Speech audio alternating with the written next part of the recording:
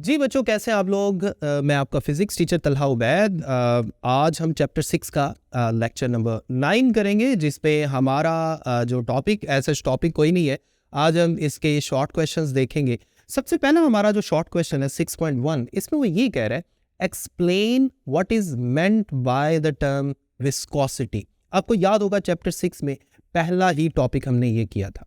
Viscosity क्या है? किसी भी फ्लूइड के फ्लो करने के खिलाफ जो ऑपोजिशन है उसे बोलते हैं विस्कोसिटी। तो हम कह सकते हैं it is the frictional effect between different layers of a flowing fluid. जो इस वक्त आपको मैं वो वाली एनिमेशन दिखा भी रहा हूं जो वहां पे हमने की थी, और डिफाइन भी हमने कर दिया।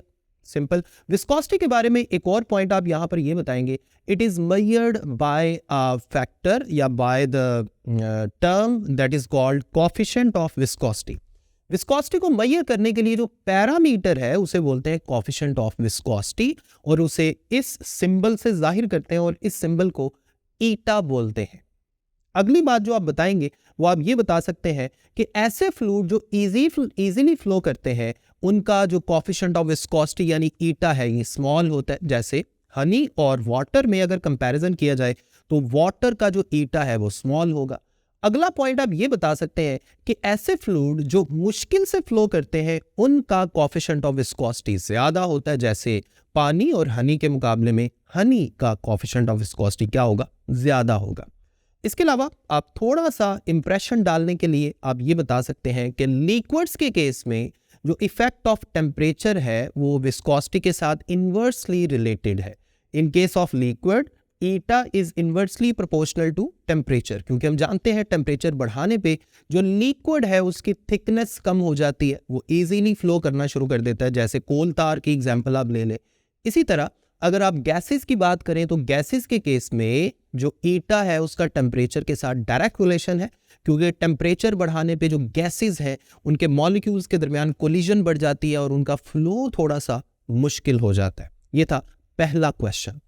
सेकंड क्वेश्चन है हमारे पास, what is meant by drag force, on which factor it depends. For एक ऑब्जेक्ट है जो आपको सामने स्टेटमेंट में नजर आ रहा है कि एक स्फेरिकल ऑब्जेक्ट है जो v वेलोसिटी से मूव कर रहा है किसी फ्लूइड में जिसका ईटा कोएफिशिएंट ऑफ विस्कोसिटी ईटा है। तो सबसे पहले तो इस क्वेश्चन में हमने ड्रैग फोर्स को डिफाइन करना है। ड्रैग फोर्स क्या है? सिंपल सी बात है, मैंने आपको लेक्चर में भी एग्जांपल दी थी कि जैसे आप गाड़ी में जा रहे हैं और गाड़ी में जाते जाते आप विंडो से हाथ बाहर निकालते हैं तो आपके हाथ के ऊपर जो हवा की वजह से फोर्स लग रही है आपकी मोशन के ऑपोजिट डायरेक्शन में, यही है ड्रैग फोर्स। या अगर आप स्पून को किसी फ्लूइड के अंदर किसी लिक्विड के अंदर मूव करवाने की कोशिश करें तो उसकी मोशन के ऑपोजिट डायरेक्शन में आपको जो मुश्किल पेश आती है, यानी जो फ्लूइड आपके स्पून के ऊपर फोर्स लगा रहा है opposite to the direction of motion, यही है ड्रैग फोर्स। तो ड्रैग फोर्स को हम डिफाइन कर सकते हैं, it is the retarding force. ये एक रिटार्डिंग फोर्स है, यानी ये मोशन को अपोज करने वाली फोर्स है जो किसी भी ऑब्जेक्ट के ऊपर लगती है opposite to the direction of motion. Simple. अब हमने ये बताना है कि ड्रैग फोर्स किन किन फैक्टर्स पे डिपेंड करती है, और सिचुएशन उसने क्या बताई है कि एक स्फीयर है जिसका रेडियस r है जो v वेलोसिटी से किसी फ्लूइड के अंदर मूव कर रहा है जिसका कोएफिशिएंट ऑफ विस्कोसिटी ईटा है। अब जानते हैं कि इस सिचुएशन के लिए जो ड्रैग फोर्स की मैग्नीट्यूड है वो हमें स्टोक्स लॉ से पता चलती है, और उसकी मैग्नीट्यूड हमारे पास क्या आती है? Fd = 6 pi eta r_v। और यहां से हमें नजर आ रहा है that drag force depends directly upon eta यानी कोएफिशिएंट ऑफ विस्कोसिटी, यानी उस फ्लूइड की नेचर पे डिपेंड करेगी जिसके अंदर हम ऑब्जेक्ट को मूव करवा रहे हैं। इसी तरह उस ऑब्जेक्ट के साइज पे डिपेंड करेगी, यानी रेडियस ऑफ दैट स्फीयर, और इसी तरह उस ऑब्जेक्ट की स्पीड पे डिपेंड करेगी, यानी स्पीड ऑफ दैट ऑब्जेक्ट। तो ये था दूसरा शॉर्ट क्वेश्चन। जो तीसरा शॉर्ट क्वेश्चन है उसमें वो ये कह रहा है, why the fog droplet appears to be suspended in air। Fog droplet जो है वो हवा में सस्पेंडेड क्यों फील होता है? देखिए, फॉग ड्रॉपलेट से क्या मुराद है? आजकल वैसे भी धुंध वगैरह आने वाली है। फॉग आपने नोट किया होगा, फॉग के जो बारीक बारीक जर्रे हैं हम सामने देख भी रहे होते हैं, हमें कुछ नीचे आता फील भी नहीं होता, लेकिन फिर भी थोड़ी ही देर में वो पूरी की पूरी जो सामने हमारा विजन है वो सारा धुंधला हो जाता है और ऐसा लगता है कि कोई बंदा था जिसने कुछ ऐसा इस एनवायरनमेंट में फैला दिया है जिसकी वजह से हमें नज़र नहीं आ रहा। एक्चुअली क्या हो रहा होता है, जो फॉग है वो इतनी आहिस्ता आहिस्ता नीचे आ रही होती है कि हमें उसकी वेलोसिटी का अंदाज़ा ही नहीं होता। हमने इसकी रीज़न बतानी है। इमेजिन करें कि इस फॉग में से एक ड्रॉपलेट को हम देख रहे हैं और ये नीचे आ रहा है। इसके इतना स्लो नीचे आने की वजह क्या है कि इसकी सबसे पहली बात तो ये कि बहुत ही जल्दी टर्मिनल वेलोसिटी अचीव कर लेता है क्योंकि इसका मास बहुत कम होता है। एक बात याद रखें, ऐसा ऑब्जेक्ट या ऐसा पार्टिकल जिसका मास बहुत कम है वो टर्मिनल वेलोसिटी बहुत जल्दी अचीव कर लेगा। जब मैंने आपको टॉपिक पढ़ाया था टर्मिनल वेलोसिटी का, तो उसमें आपने देखा होगा कि टर्मिनल वेलोसिटी तब आती है जब ड्रैग फोर्स वेट को बैलेंस कर लेती है। जाहिर बात है, वेट जितना थोड़ा होगा ड्रैग फोर्स वेट को उतना जल्दी बैलेंस कर लेगी। एक बात तो ये। दूसरी बात ये कि अगर मैं टर्मिनल वेलोसिटी का फॉर्मूला लिखूं Vt = mg / 6 pi eta r, तो गौर करें terminal velocity mass of droplet पे डायरेक्टली डिपेंड कर रही है। जी भी कांस्टेंट है, नीचे 6 pi eta r, ये भी सारा कुछ कांस्टेंट है। सो हम कह सकते हैं कि terminal velocity is dependent upon mass as the mass of droplet is very small, so terminal velocity is very small, so we can say that it appears to be suspended in air. हमें ऐसा लगता है कि ये air में इधर ही suspended है, नीचे आता हुआ फील नहीं होता। जी, फोर्थ क्वेश्चन है, explain the difference between laminar and turbulent flow. ये हमने अपना लेक्चर में भी सारा डिटेल में किया था, लेकिन इस शॉर्ट क्वेश्चन में हम इसको थोड़ा सा समराइज करेंगे, थोड़ा सा शॉर्ट करने की कोशिश करेंगे। सबसे पहले तो आप लैमिनार या स्टेडी फ्लो की डेफिनेशन लिख देंगे। हम दो कॉलम बना लेते हैं, एक तरफ लैमिनार, एक तरफ टर्बुलेंट। लैमिनार फ्लो क्या है? इस पे हम जानते हैं कि ये ऐसा फ्लो है जिसमें जितने भी पार्टिकल्स हैं ये अगले पार्टिकल को फॉलो करते हैं। यानी मैं कह सकता हूं the flow in which all the particles follow the same path as followed by the earlier particles, या as followed by the particles which pass through that point earlier.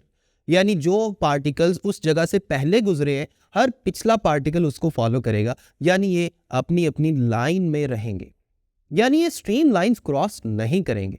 तो दूसरा पॉइंट इसमें हम ये लिख सकते हैं, in this flow stream lines are never crossed, या stream lines never cross each other.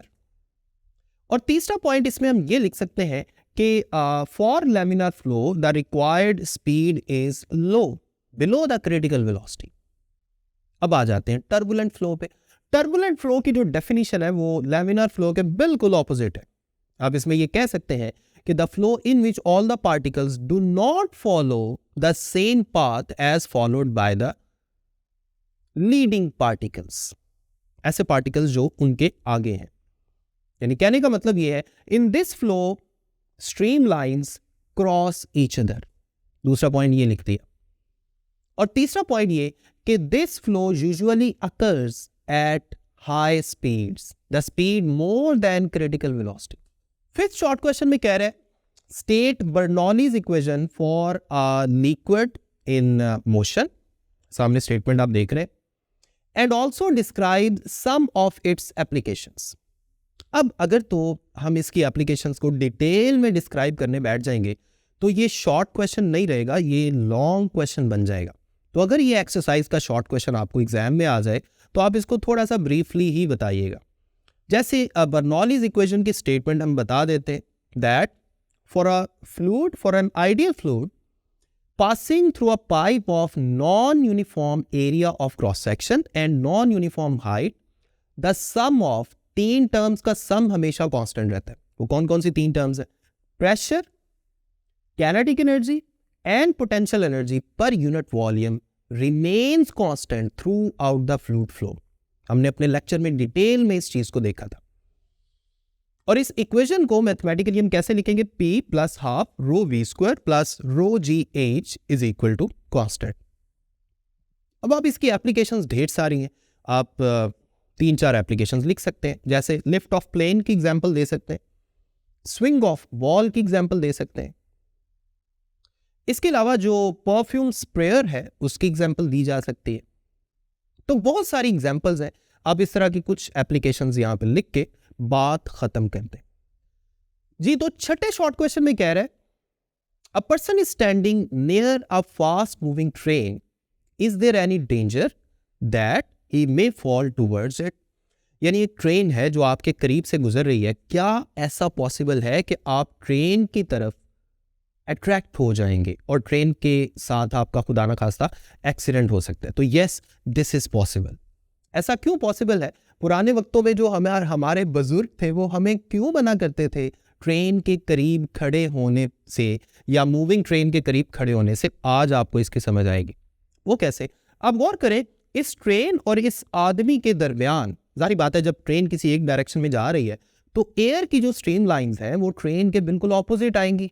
और अगर आप इस पर्सन और इस ट्रेन के दरमियान देखें तो एयर की जो स्ट्रीम लाइंस हैं वो बहुत ज़्यादा स्पीड से ट्रेवल कर रही है। हम कह सकते हैं कि इस आदमी और इस ट्रेन के दरमियान एयर की स्पीड काफ़ी ज़्यादा है। और वेंचुरी इफेक्ट के मुताबिक जो बर्नौलीज इक्वेशन का एक रिजल्ट हमने लिखा था, हम जानते हैं कि स्पीड और प्रेशर में इनवर्स रिलेशन होता है। यानी जहां स्पीड ज़्यादा है वहां प्रेशर कम होगा। यानी हम कह सकते हैं कि आदमी और उस ट्रेन के दरमियान एयर प्रेशर कम हो जाएगा। और आदमी की जो दूसरी साइड है वहां तो एयर नॉर्मल है, यानी वहां एयर का प्रेशर नॉर्मल है। तो लो किस तरफ है? लो है आदमी और ट्रेन के दरमियान में। तो हम जानते हैं फोर्स हमेशा लो प्रेशर की तरफ लगती है। अब फोर्स ट्रेन पर भी लगेगी, ट्रेन भी आदमी की तरफ अट्रैक्ट होगी, आदमी भी ट्रेन की तरफ अट्रैक्ट होगा। लेकिन ट्रेन चूंकि बहुत मैसिव है इसलिए इस फोर्स का ट्रेन पे असर नहीं होगा, आप पे बहरहाल असर हो जाएगा। सो बी केयरफुल जी। सेवंथ शॉर्ट क्वेश्चन में वो कह रहा है कि identify the correct statements, what do you infer from Bernoulli's theorem. यानी जो बर्नौलीज थ्योरम से हमने रिजल्ट निकाला उसकी बुनियाद पे हमने करेक्ट स्टेटमेंट के बारे में बताना है। सबसे पहले लिखा हुआ है जहां स्पीड ज्यादा होती है वहां प्रेशर लो होता है। हम जानते हैं कि जो वेंचुरी इफेक्ट है, जो बर्नौलीज इक्वेशन की एप्लीकेशन है, वहां हमने यही पढ़ा था कि स्पीड और प्रेशर में इनवर्स रिलेशन है। इसका मतलब है जो पहली स्टेटमेंट है ये बिल्कुल ठीक है। सेकंड स्टेटमेंट में आप गौर करें, वो कह रहे हैं कि जहां स्पीड हाई है वहां प्रेशर भी हाई होगा। ये तो गलत है क्योंकि बर्नौलीज थ्योरम जो है वो इससे उलट कहता है। यानी जहां स्पीड हाई है वहां प्रेशर लो होना चाहिए, जहां स्पीड लो है वहां प्रेशर हाई होना चाहिए।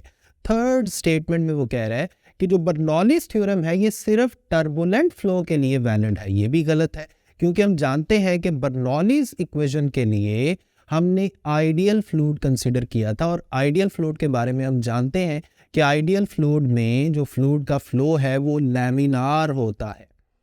अब आ जाए जी क्वेश्चन नंबर 8 में। क्वेश्चन नंबर 8 में कह रहा है two robots are moving parallel in the same direction are pulled towards each other, explain.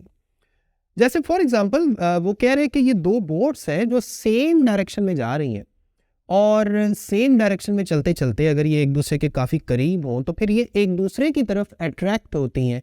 हमने इसकी रीज़न बतानी है। बड़ा ही सिंपल है। आप गौर करें, जब ये दोनों बोट्स सेम डायरेक्शन में जा रही हैं तो जारी बात है जो फ्लूइड है, चाहे वो पानी है चाहे एयर की स्ट्रीम लाइंस है, ये इनके अपोजिट डायरेक्शन में मूव करेंगी। इसी तरह अगर आप दोनों बोट्स के दरमियान देखें तो एयर की स्ट्रीम लाइंस या पानी का जो फ्लो है वो सेम डायरेक्शन में है, बैकवर्ड, दोनों बैकवर्ड है सेम डायरेक्शन में। और चूंकि दोनों सेम डायरेक्शन में है इसका मतलब है एक दूसरे को सपोर्ट करेंगी।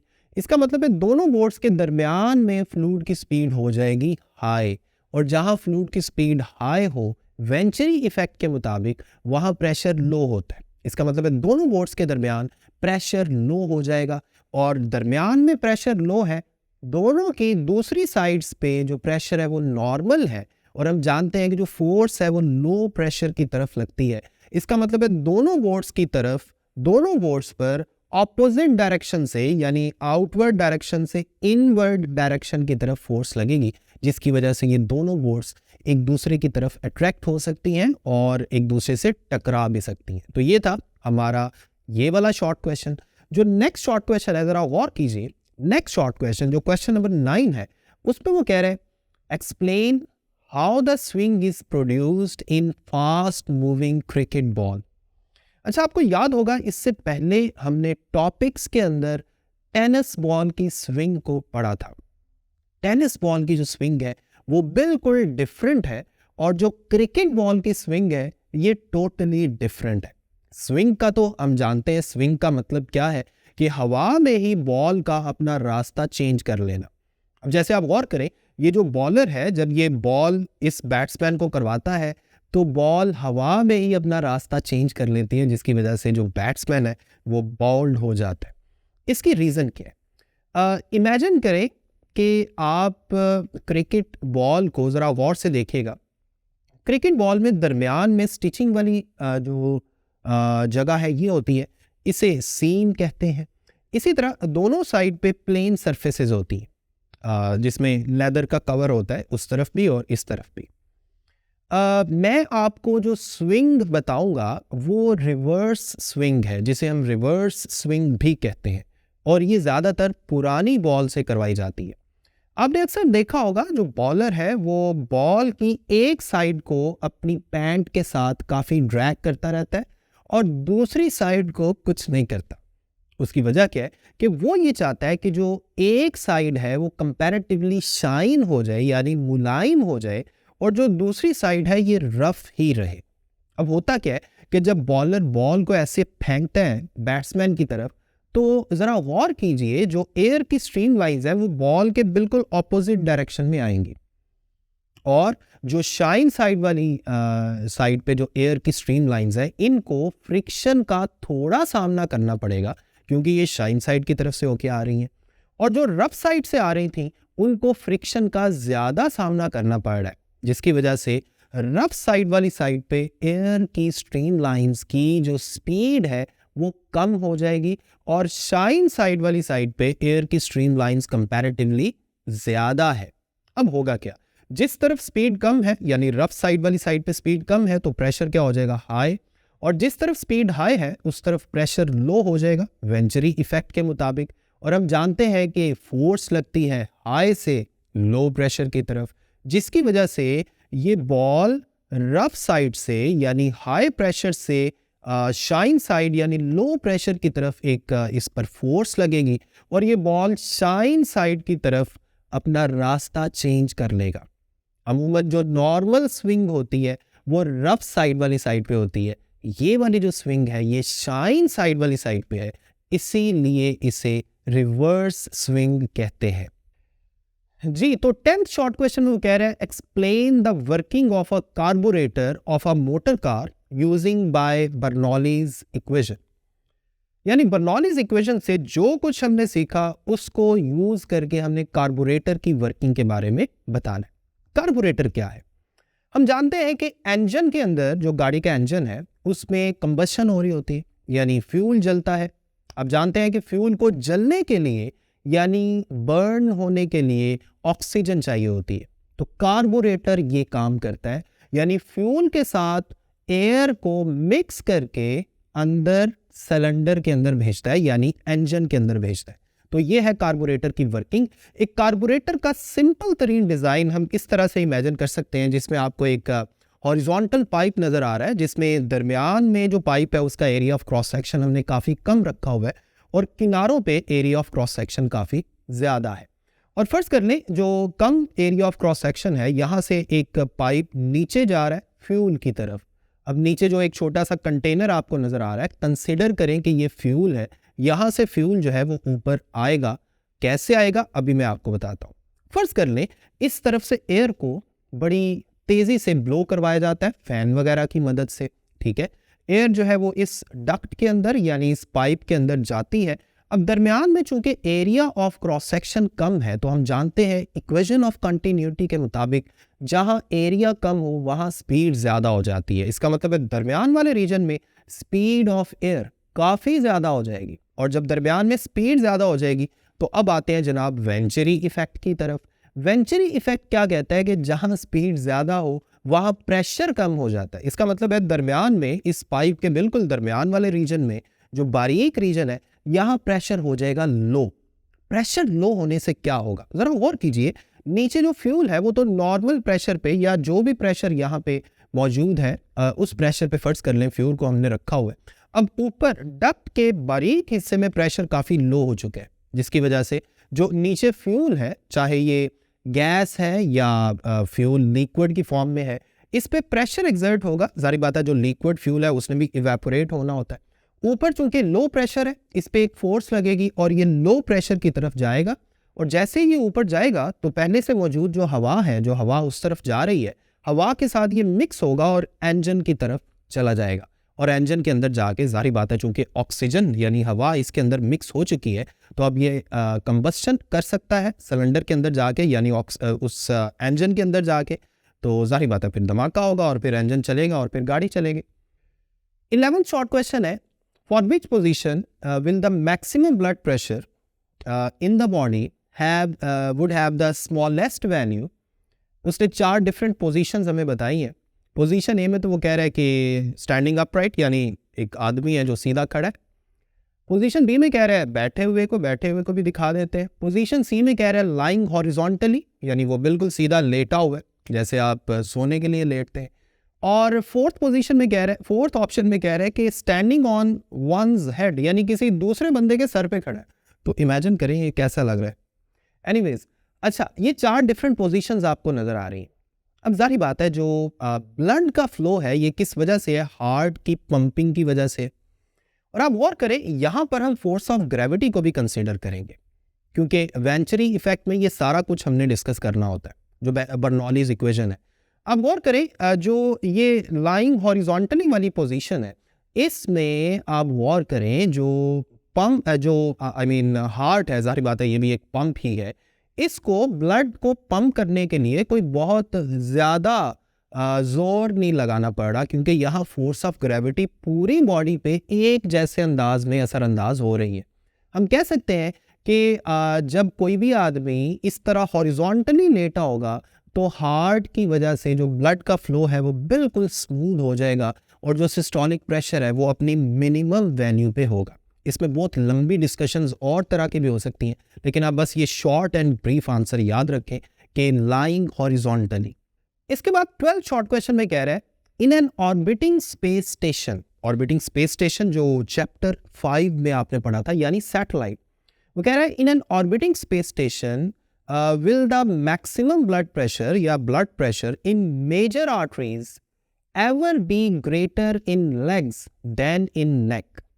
अच्छा, मेडिकल साइंस में ये बात प्रूव्ड है, एक्सपेरिमेंटली प्रूव्ड भी है कि लेग्स में जो ब्लड का प्रेशर है वो कंपैरेटिवली ज़्यादा होता है एज़ कम्पेयर टू नेक। इसकी डिटेल में डिस्कशन की तरफ हम नहीं जाएंगे इस शॉर्ट क्वेश्चन में, क्योंकि 2-3 मिनट में हम ये शॉर्ट क्वेश्चन का आंसर देंगे ताकि आप पे ज़्यादा बर्डन ना हो।